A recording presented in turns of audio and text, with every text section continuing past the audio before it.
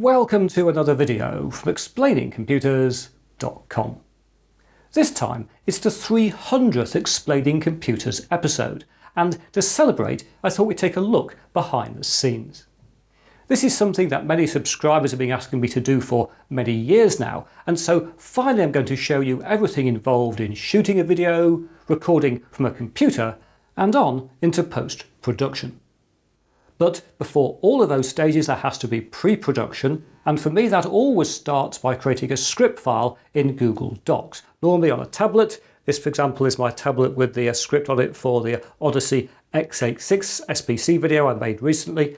And I don't fully script my videos, but I do semi-script, and I always write quite carefully the start and the end to try and keep them concise on camera. And then in the middle of the document, normally there's a lot of technical notes based upon my previous technical tests and research before I start making the video.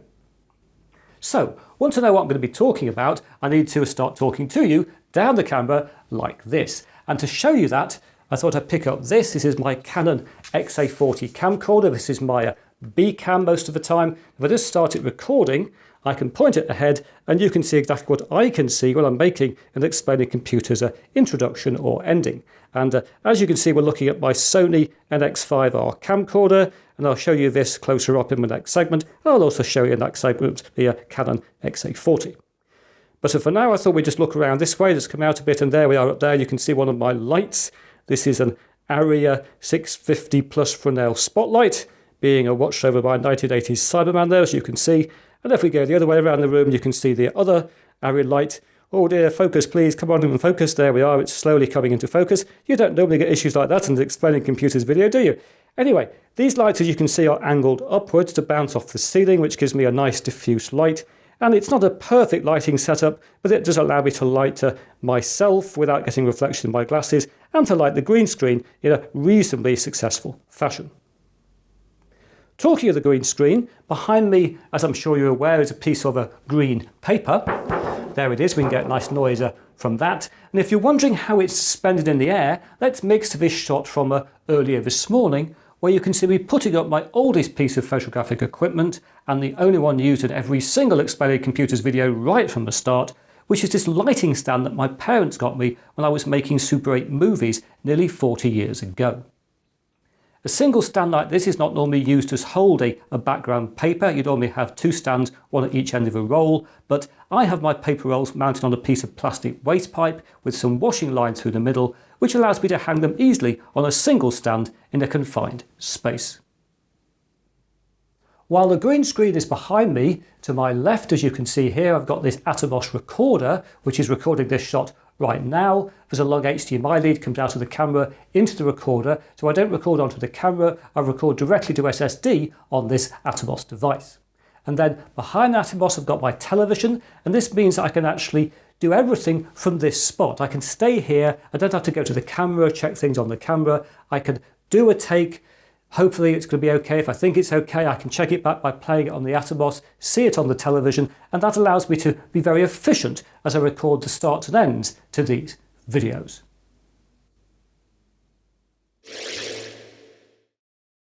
Right, as promised, we'll now take a look at my cameras, the Sony HXR NX5R, and here the Canon XA40, which as you can see is considerably smaller. And over the years I've found I prefer the look of the pictures you get from a Sony camcorder. I like the Sony build quality, but I've also found that Canon make the best smaller camcorders, which is why I use both a Canon and Sony. So let's now get these cameras to film each other, and we'll start out with the Sony NX5R, very much a camera to get you out of bed in the morning. I've been filming with this camera for just over 2 years now on this channel. Beautiful piece of equipment, as you can see. It's a 3-chip Sony camcorder, so it's got individual sensors for red, blue and green HD sensors. Got a 20 times optical zoom lens and lots of physical controls, focus and zoom and the iris. Nice little audio pod down there. And it records to SD cards if you wish. It's got SD cards go in down here. There's one of the 2 SD cards which you have in the camera. You can dual record if you want to, but I normally take an output from its HDMI socket or from its SDI, its serial digital interface socket, to record to an external recorder. So there we are. There's my primary Explaining Computers camera, the Sony NX5R. Switching over, here's my Canon XA40. This is a single chip camcorder, a 4K camcorder, as you can see. Very good for filming things like 3D printers or ducks. And my intention when I got this, which is only about sort of 5 or 6 months ago, was to do a lot more location-based work on this channel. But sadly at the moment, of course, that's not possible. But it will happen, I'm sure, in the future.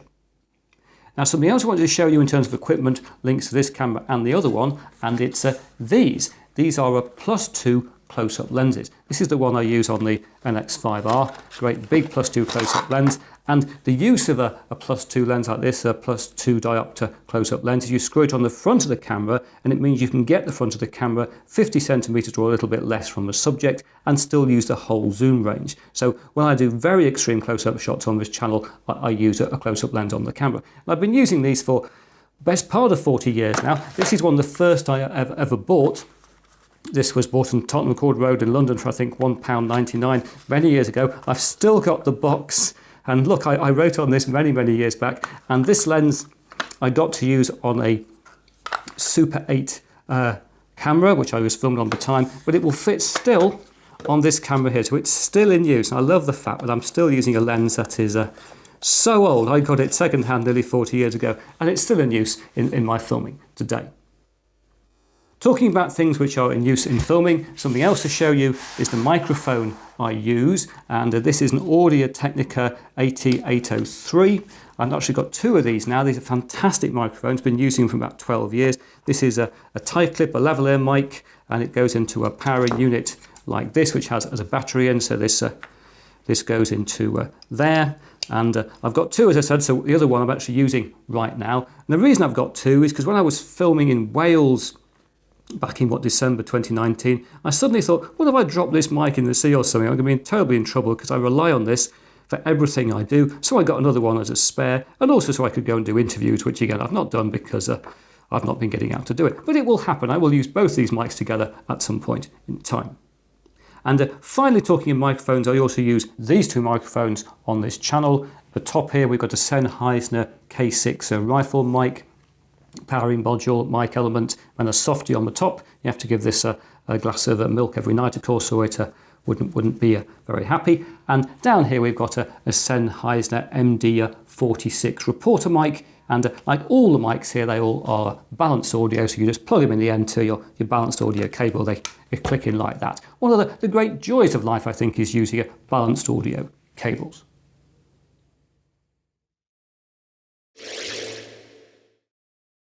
Greetings, here I am back again, and I'm about to do a table shoot, which is one of the most common things I do with Explaining Computers, where I show you things on this table. That's why I call it a table shoot. And specifically, I'm about to unbox a new single board computer, which in this particular instance is the Odyssey X86J4105. Still trying to get that label right in my head. I'm sure I will by the final video.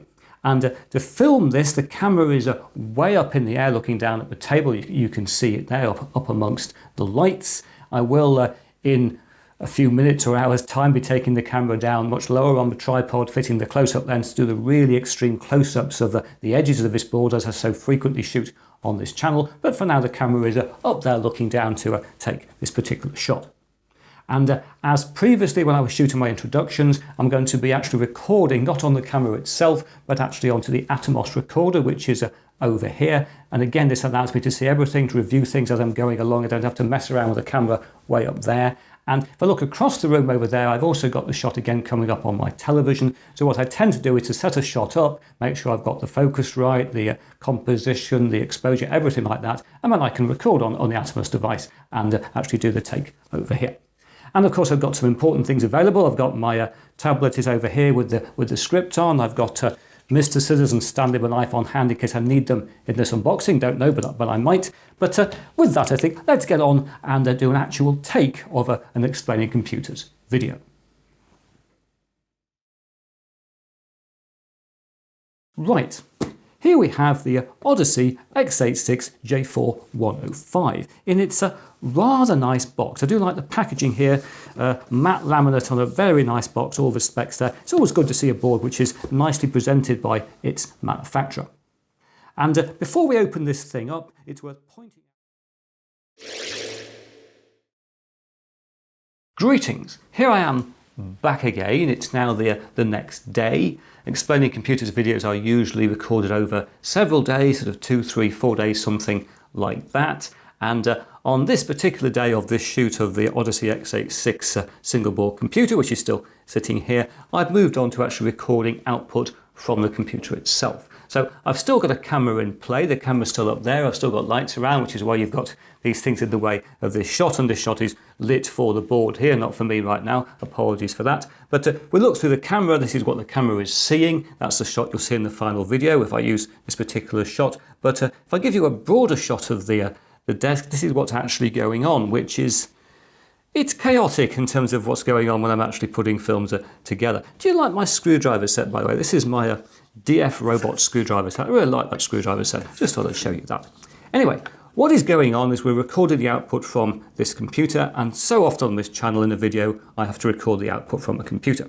And the way I do it is to take the HDMI output from the board itself, which is going to this lead here, which is going into this splitter. And it's very important to use a splitter for two reasons. One, because it means I can take an output to an HDMI recorder, which I'll show in a second, and also to a monitor separately, so I can actually work on the monitor, see what's going on, but also have a record output separately. But also, using the splitter means that I can actually remove any content protection signals that many computers output. There are very few computers that easily record directly into an HDMI recorder without having something in the middle, which happens to be a splitter, or in other words, something that removes various signals from the board. So this is connected into my HDMI recorder, and that recorder is this one. This is a Blackmagic Design Video Assist 4K. I've shown you this in a few videos before, and I've made a video all about my HDMI recorders. And the thing I really like about this recorder is that it's got not just HDMI and SDI inputs for recording from a computer or a camera, whatever it happens to be, it's also got its own mini XLR inputs. So I can plug my microphone into this device and record that on one channel and record the output from the computer on the other channel. So that's how things all work. So I think I'll now get on with recording something here in Linux Mint on the Odyssey board, and I'll talk to you again when I've moved into post-production.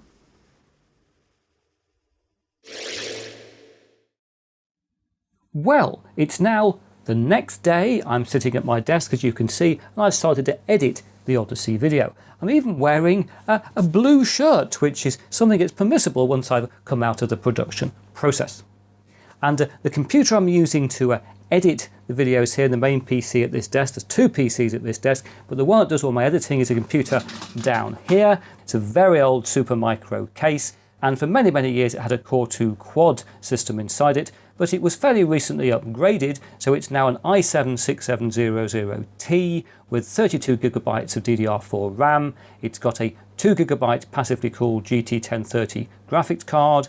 It's got a 1 terabyte Samsung Pro SSD as a system drive. It's got a 6 terabyte Western Digital Black hard drive for storing video files, and it's got a 250 gigabyte Samsung Pro SSD as a cache drive. So, if we now move to look at what I'm actually running on this PC, you can see that here I'm editing in Adobe Premiere Pro. If we look in the menu, you'll see it's Adobe Premiere Pro CS5. I still use the CS5 Adobe Suite. I'd be very happy to pay for the latest version, but I'm certainly not going to rent it from Adobe. And I run everything using Windows 7. This is Windows 7 Professional, using a classic skin. And this allows me not least to set up very nice menu, fonts and highlights and things. You can see things very clearly here in a way you couldn't necessarily using, for example, Windows 10. I run this, by the way, offline. And in addition to using Premiere Pro for the editing, I also use other programs for the Adobe Suite quite extensively. I use Photoshop to do my graphics, as you can see here. I use Adobe Audition to do my audio, as you can see here. And I use Adobe After Effects to do compositing. So this is, for example, the start of the Odyssey video. And you can see it's built up in elements. We go back a bit, you'll see here there's a caption. We've got a caption can be turned on and off. We've got a background down here. And we've clearly got green screen footage which has been turned into the element of me there. And in fact, this is quite a tricky shot, because if we just go to that particular element, which is the green screen, I can turn it off, prove to you it really is green screen. There we are, there's the green back again. But we go forward again here, you'll see the box here is a bit of a problem, because here you can see the box, that the logo has disappeared. It's because it's green. This box was a real problem to shoot because it was sort of blue and sort of green. Eventually I shot it against green. But I've got an additional element here which just adds a bit more colour into the box, and I've also got an additional element here which is an articulated element, an articulated matte here, which just basically handles the fact that I've got to take out that particular element. So if we just solo that, you'll see this is a hand animated element to basically deal with the fact the box has got a green logo. Sometimes it's worth automating these through tracking, sometimes it's quicker just to hand animate them. But this does show that sometimes putting a shot like this together can be a little bit more work than potentially you think it might happen to be. Final piece of software I'm running here I want to show you is Lightwave. Lightwave is split into two parts and is used for 3D animation. This is Lightwave Modeler, and I use Lightwave for doing all my 3D animation. This, for example, is the custard pie. It appears in the Explaining Computers title sequence. Let's make that a bit bigger and zoom in. It's very exciting, isn't it? So I didn't have any 3D graphics to do for this particular video on the Odyssey board, but clearly I do them now and then, and they always appear in my title sequence.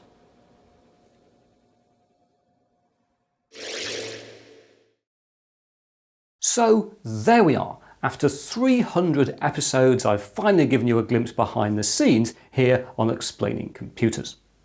And whilst I've been making this video, the channel has also passed 600,000 subscribers. So a great many thanks to all of you who subscribe and continue to subscribe and who watch the channel. But now that's it for another video. If you've enjoyed what you've seen here, please press the like button. If you haven't subscribed, please subscribe, and I hope to talk to you again very soon.